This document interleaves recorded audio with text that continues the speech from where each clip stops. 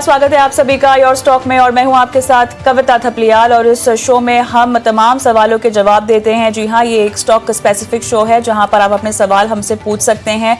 फटाफट numbers flash कर देते हैं। सोशल मीडिया प्लेटफॉर्म्स पर भी आप हमें रीच आउट कर सकते हैं, अपने सवाल वहां छोड़ सकते हैं। स्टॉक का नाम डालिएगा, किस भाव पर आपने खरीदा है, कब तक उसमें रुकना चाहते हैं और उसी के मुताबिक आपको टेक्निकल और फंडामेंटल व्यू जो है आपके स्टॉक पर, आपकी खरीद पर जो है आपको सलाह दिलवाई जाती है हमारे एक्सपर्ट के जरिए। क्यूआर कोड आप स्कैन कर सकते हैं और यहाँ पर स्कैन करते ही आप व्हाट्सएप से जो है वो जुड़ जाएंगे और वहां अपने सवालों को आप छोड़ सकते हैं ताकि आपके सवालों को लाइव हम शो में भी शामिल करें। और 9167329108 इस नंबर पर एसएमएस भी किया जा सकता है अगर आप उससे कंफर्टेबल हैं। अपने सवाल सोशल मीडिया प्लेटफॉर्म्स पर, फेसबुक, एक्स, इंस्टाग्राम पर भी अपने सवाल जो हैं आप छोड़ सकते हैं। आज आपके तमाम सवालों के जवाब देने के लिए रचित खंडेलवाल हमारे मेहमान जुड़ चुके हैं हमारे साथ। रचित, हाय आफ्टरनून, स्वागत है आपका स्टॉक फटाफट में। बाजार में दायरेबंद कारोबार, लेकिन अब यहाँ पर आज stock specific action as expected नतीजों के दम पे हम देख रहे हैं। निफ्टी और बैंक निफ्टी किस दायरे में अब आने वाले कुछ घंटों में, कारोबारी घंटों में आप घूमता हुआ देखेंगे?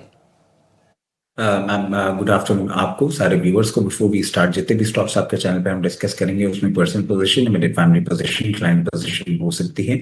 Investment in equity market subject to market risk. Please consult your financial advisor before making any investment और taking any trading any script that we are about to discuss on your channel. Before we move ahead ma'am, सुबह जब हम show में जुड़े थे 940 levels पे RML इस पे कॉल दी थी। 960 का पहला टारगेट था जो कि हिट हो चुका है। तो जो भी व्यूअर्स ने इंट्राडे पोजीशन ली थी अपनी पोजीशन बुक कर सकते हैं। अब आ जाते हैं निफ्टी पे। देखिए जिस तरीके से ब्रेंट क्रूड कूल ऑफ किया है और निफ्टी मेंटेन कर रहा है, एक इमीडिएट लेवल निकल के आ रहा है 24,250। जब तक उसके ऊपर मेंटेन कर रहा है, फर्दर अप मूव आज के ट्रेडिंग सेशन में आपको देखने को मिल सकता है, जो कि ग्रेजुअली 24,440 और उसके ऊपर 24,500 लेवल्स पे जाने का दमखम रखता है। बैंक निफ्टी की अगर हम बात करें तो जब तक आपको बैंक निफ्टी 55,600 लेवल्स के ऊपर मेंटेन होती हुई दिख रही है, 56,400 और 57,000 तक का अप मूव करती हुई दिख सकती है। ऑलराइट, इसके अलावा आपके और कोई ट्रेडिंग कॉल्स जो कि आप रेकमेंड करना चाहते हैं before we switch on to viewer queries? Certainly ma'am, Avanti Feeds पे एक नजर रख सकते हैं। जिस तरीके से पोजीशन है, एक अपसाइड के लिए बिल्कुल तैयार होता हुआ दिख रहा है और बहुत नियर टर्म के लिए अगर हम देखें तो 1472 का पहला टारगेट और उसके बाद 1560 का दूसरा टारगेट होगा। जहां तक बात है स्टॉप लॉस की, 1388 के स्टॉप लॉस के साथ अच्छी पोजीशन बनाई जा सकती है। ऑलराइट, 1472 1560 अवंती फीड्स आपकी आज की कॉल अभी की, जहां पर खरीदारी इनिशिएट की जा सकती है। ऑलराइट, चलिए जुड़ते हैं हमारे व्यूअर्स के साथ। सविता जी फोन लाइन पर हमारे साथ हैं, हमारी पहली दर्शक। सविता जी नमस्कार, कहाँ से बोल रही हैं? मैम मैं गुड़गांव से बोल रही हूँ। गुड़गांव से, क्या करते हो आप सविता? एक प्राइवेट कंपनी में जॉब करती हूँ। नाइस। आपने शेयर मार्केट से कब अपना जुड़ाव स्थापित किया, कब से आपने इन्वेस्टमेंट शुरू की या ट्रेडिंग करती हैं आप? अभी जस्ट फैब से स्टार्ट किया है। फेब से? ओके। हाँ जी। तो पढ़ाई लिखाई जारी है बाजार को लेकर? यस, थोड़ा बहुत। गुड, बताइए क्या सवाल है, क्या खरीदा है? टीसीएस? यस मैम, एक्चुअली मैंने टीसीएस परचेस कर लिया था। ये किया था कुछ 2774 पे। बट अभी तो मतलब ट्रेंड पता ही है आईटी का, तो क्या चांसेस हैं मतलब टीसीएस के कुछ हैं क्या? तो इस सेक्टर की सेहत तो काफी समय से खराब है। यहाँ पर 2 से 3 क्वार्टर्स तो हो ही चुके हैं, उसके बावजूद आपने टीसीएस में पैसे लगाए, किसी ने रेकमेंड किया था क्या? नहीं, वो एक्चुअली इनिशियली मैंने कर दिया था, उस टाइम पे इतना आइडिया नहीं था। चलिए कोई बात नहीं, अब आपको आइडिया दिलवाते हैं, बताते हैं कि कैसे दूर भी रहना चाहिए कुछ सेक्टर्स से। रचित, टीसीएस पे तो आप सलाह इनको दीजिएगा ही, लेकिन साथ ही ये नई है शेयर बाजार से, अभी अभी जुड़ी भी हैं, तो एक थंब रूल बुक के लिहाज से जरा इनको समझा दीजिए प्लीज। देखिए बिल्कुल, अगर आप ट्रेडिंग बैट ले रहे हैं तो स्टॉप लॉसेस के साथ लीजिए प्लीज। जिस लेवल पे आपने टीसीएस लिया, अगर स्टॉप लॉस इन पोजीशन होता तो इतना लोअर लेवल आप नहीं देख रहे होते। उसके साथ साथ अगर इन्वेस्टमेंट्स आप करने की सोचते हैं और किसी ऐसे सेक्टर में करते हैं जहां पे आपको थोड़ा सा और डाउनफॉल का एक डर बना रहता है, तो वहां पे स्टैगर्ड मैनर में करिए। और उसी तरीके से अभी आपको सोल्यूशन भी मैं देना चाहूंगा। जिस तरीके से ये पोजीशन है, अगर आपको फर्दर डाउनवर्ड मूवमेंट आता हुआ दिखता है और कहीं भी 2280 से 2360 की रेंज में आपको आता हुआ दिखे, एक बार आप पोजीशन को एवरेज जरूर कर सकते हैं। और ये जो एवरेज पोजीशन होगी, इसका भी स्टॉप लॉस होगा 2180। तो मैं समझता नहीं हूँ वो लेवल्स आने चाहिए। अब यहाँ से एक रिकवरी बनाता हुआ दिख रहा है ये स्टॉक। एक फेज ऑफ कंसोलिडेशन से बाहर निकलेगा जब ये 2600 लेवल्स को ब्रीच करेगा, और 2600 लेवल्स को ब्रीच करते ही बहुत कंफर्टेबली 2890 लेवल्स भी आता हुआ दिख सकता है। तो अकॉर्डिंगली अपनी पोजीशन मैनेज करिएगा। रीसेंट नंबर्स में जो एआई का इंटीग्रेशन है, गोइंग फॉरवर्ड जिस तरीके से नंबर्स आते हुए दिखेंगे, टीसीएस अब यहाँ से इंप्रूव होता हुआ दिखता है। चलिए सविता, आप ऑनलाइन पर हमारे साथ हैं। आगे समय इंप्रूव होता हुआ दिखाई दे रहा है, लेकिन और कोई सवाल आप पूछना चाहती हैं? नहीं, ठीक है ma'am, okay, thank you. Okay, all the best. आगे बढ़ते हैं, संकेत पटेल भी फोन लाइन पर हमारे साथ जुड़े हुए हैं। संकेत, हाय आफ्टरनून, कहाँ से बोल रहे हो? Good afternoon. मैं गुजरात से संकेत पटेल बात कर रहा हूँ। ओके, पूछिए। मैंने है ना RVNL जो शेयर है वो 562 पे लिया हुआ है। ओके, और अभी उसका 562 पे मैंने 103 क्वांटिटी लिया हुआ है। तो अभी मेरा बहुत लॉस चल रहा है। तो नेक्स्ट मेरा कब रिकवर होगा? अब इतने घाटे में तो आप हैं, अब और कितना रुकना चाहते हैं आप? ये बताइए, कितना समय देने में आप कंफर्टेबल हैं ऑलरेडी, बिकॉज काफी लॉस हो चुका है, क्या करें? मेरा काफी लॉस हो चुका है। मेरे को यही जानना था कि मेरा जो लॉस है वो कब रिकवर रहेगा। मैं तो होल्ड करने के लिए तैयार हूँ, क्योंकि मैं घाटे में नहीं बेचना चाहता हूँ ना। हाँ, तो कहीं और मुनाफे की रणनीति बताएं, तब चलेगा क्या? हाँ, चलेगा। जहाँ इसका भी लॉस कवर हो जाए। हाँ, तो देखो रचित मुस्कुरा रहे हैं, उनके पास स्ट्रैटेजी भी है आपके लिए। रचित बताइए। जी जी। नहीं, देखिए मैम, आपका ये कहना बिल्कुल सही है कि अगर कहीं लॉस हो रहा है तो कहीं और से profit. But in real case आप देखिए, पिछले 1.5 ईयर से रेलवे का एक बहुत लंबा अंडर परफॉर्मेंस का हमने एक फेज दिखा है, जो कि अब खत्म होता हुआ दिख रहा है। मतलब आप if we check into the railway stocks, Titagarh Wagon, JWL, ये सारे परफॉर्म कर रहे हैं। RVNL के लिए भी मैं इनको एक चीज बोलूंगा कि इन्होंने बहुत हायर लेवल पे ले रखा है। अगर इनके पास इस तरीके की पोजीशन हो और ये कंफर्टेबल हो, तो 294 ऑड लेवल्स, 288 से 294 ऑड लेवल्स पे अगर इनको पोजीशन बनाने का मौका मिले, तो फिर जरूर एक बार एवरेज पोजीशन इनको बनानी चाहिए। जिस तरीके का ये ट्रेंड दिखा रहा है, बहुत ही जल्दी आपको 372 और उसके बाद सस्टेन मूवमेंट करने के बाद 2 से 3 क्वार्टर में 442 लेवल्स तक भी आता हुआ दिखता है। और बाकी के जो ट्रेड्स हैं वो हम लोग देते ही हैं, और हमारे चैनल पे पूरे टाइम जो एक्सपर्ट्स जुड़ते हैं वो भी बताते रहते हैं। अगर इसमें इंडिविजुअली आप ट्रेड चाहें तो ऐसे करें, अदरवाइज बाकी टाइम हम जो ट्रेड्स देते हैं उस पर भी आप पोजिशन बना सकते हैं। संकेत पटेल जी, क्या कहना है? कुछ और पूछना चाहते हैं? हाँ जी, धन्यवाद। मैं ऐसा करूंगा, एवरेज कर लूंगा। ओके, और ऑल भी द बेस्ट। बाय कर लूंगा तो एवरेज हो जाएगा, तो कम रेट में मेरा हो जाएगा। उसके बाद मुनाफा मिलता है तो मैं शेयर कर दूंगा। ऑलराइट, चलिए आपने स्ट्रैटेजी यहाँ पर समझ ली है। All the best. आगे बढ़ते हैं। किशन जी, किशन जायसवाल जी का सवाल लेते हैं। आई एम नॉट श्योर ये फोन लाइन पर हमारे साथ हैं। इनका सवाल LNT पर है। कौन फोन लाइन पर है? जायसवाल जी, नमस्कार सर, कहाँ से बोल रहे हैं? नमस्कार मैडम जी सर, यूपी से बोल रहा हूँ। यूपी कहाँ से? यूपी से बोल रहे हैं। जी। बताइए सर, माहौल कैसा है? गर्मी बहुत ज्यादा? जी जी। पूछिए, कैसे आपकी सहायता कर सकते हैं? क्या सवाल? मैडम मैंने LNT लिया था 900 रुपए में। हाँ, ओके। तो उसको अगर एवरेज करना हो तो कैसे करेंगे अभी लॉन्ग टर्म के लिए? एवरेज करना है आपको? पार्ट प्रॉफिट बुक नहीं करना चाहते? नहीं, एवरेज करना 100 शेयर से। ओके, आपका भाव आपने क्या बताया? 900। चलिए यहाँ पर 900 रुपया। आपने और लंबा रुकना है और एवरेज की रणनीति आप चाहते हैं। ओके, रचित, क्या स्ट्रैटेजी? देखिए क्लियर केस है, 900 लेवल्स पे इन्होंने ले रखा है। करंट लेवल पे एवरेज के लिए तो मैं इनको नहीं बोलूंगा, क्योंकि जिस तरीके से पूरी मिडिल ईस्ट साइड प्रॉब्लम देखने को मिल रही है और कंपनी के भी रिजल्ट्स आए थे, थोड़ा सा उन्होंने वहां पे भी एक इंडिकेशन दिया था कि गोइंग फॉरवर्ड क्वार्टर्स में थोड़ा सा पेन पॉइंट देखने को मिल सकता है मिडिल ईस्ट की प्रॉब्लम के कारण। मैं इनको ये कहूंगा अभी कुछ भी नहीं करना चाहिए इनको, और अगर इनको फर्दर इसमें पोजीशन बनानी भी है थोड़ा सा वेट करें। किसी भी मार्केट करेक्शन में अगर आपको ये 3620 से 3720 की रेंज में दिखता है और आपको इसमें ही पोजीशन इंक्रीज करनी है, तो डेफिनेटली आप एक बार पोजीशन उन लेवल्स पे बनाइएगा। इन लेवल्स पे अभी बहुत ज्यादा स्ट्रेंथ नहीं दिखा रहा, तो फ्रेश माइंड तो नहीं एडवाइजेबल हो। जायसवाल जी कुछ और पूछना चाहते हैं? नहीं madam, thank you. Okay, all the best. Ajit Chaturvedi का सवाल लेते हैं और इन्फोसिस पे इनका सवाल है। फोन लाइन पर हमारे साथ है। नमस्कार चतुर्वेदी जी। नमस्कार जी। नमस्कार मैडम। कैसे हैं सर? बस एकदम बढ़िया हूँ, आप कैसे हैं? बिल्कुल ठीक सर, आपकी छत्र छाया में। बताइए। यस मैडम, आप थोड़ा सा बताइए इन्फोसिस के बारे में। सर किस भाव पे लिया है, एक बार कंफर्म करेंगे? 1209। 1209। कितना रुकना चाहते हैं सर? मैम हम तो काफी दिनों से रुके हुए हैं, पहले तो काफी ऊपर गया था तब भी होल्ड किए हुए थे, अभी तो नीचे चला गया है। हाँ। तो I can hold for a long, no issue.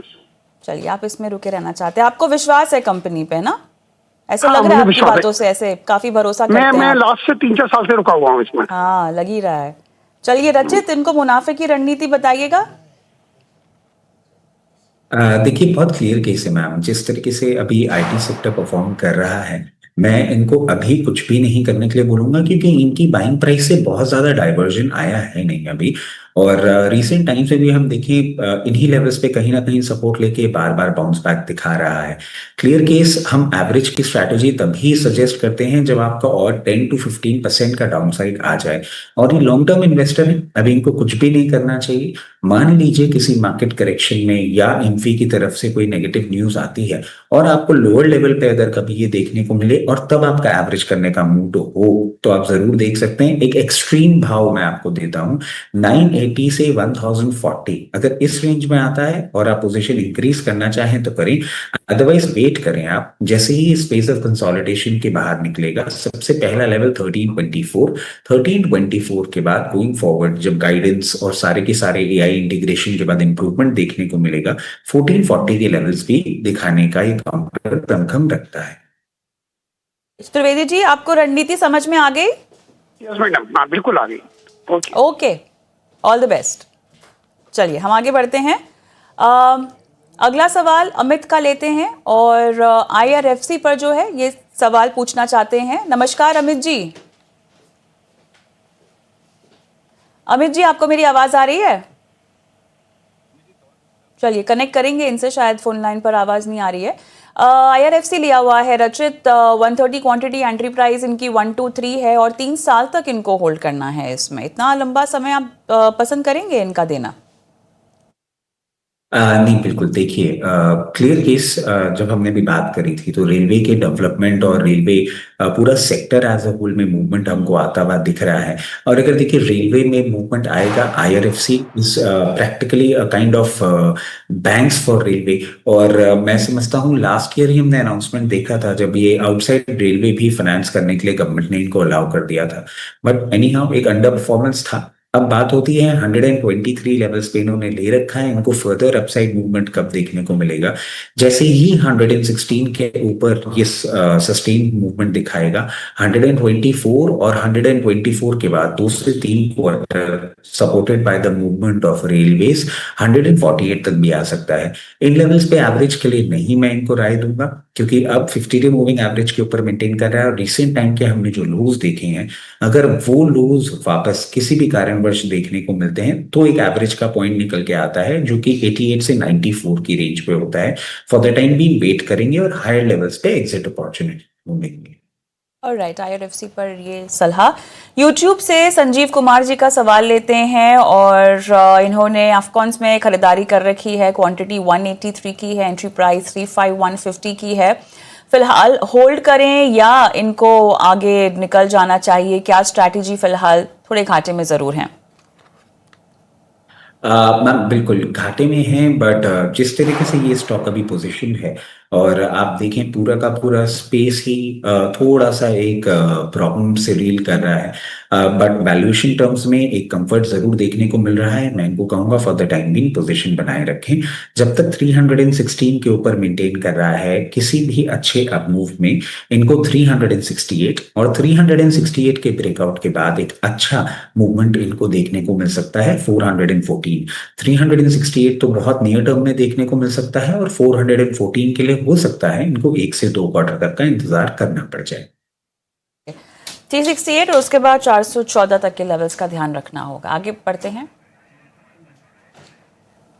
Alright, चलिए जयंत हमारे साथ जुड़े हुए हैं, हमारे दर्शक फोन लाइन पे। नमस्कार जयंत जी, कहाँ से बोल रहे हैं? मैं छत्रपति संभाजी नगर। ओके सर, कैसे आपकी हेल्प कर सकते हैं, बताइए। मैडम मेरे पास आईओसी के 200 शेयर्स है, 145 में परचेस किए वाले एवरेज प्राइस, और एसबीआई के 700 शेयर्स है, 730 में लिए वाले, और लॉन्ग इन्वेस्ट ड्यूरेशन के लिए वाले, तो इसका क्या करें? ठीक है, दोनों में ही आपको सलाह दिलवाते हैं। आईओसी पे बात करते हैं पहले। रचित, 145 एवरेज प्राइस। देखिए 145 एवरेज प्राइस है, और श्योर इन्होंने बहुत पेन पॉइंट देखा है।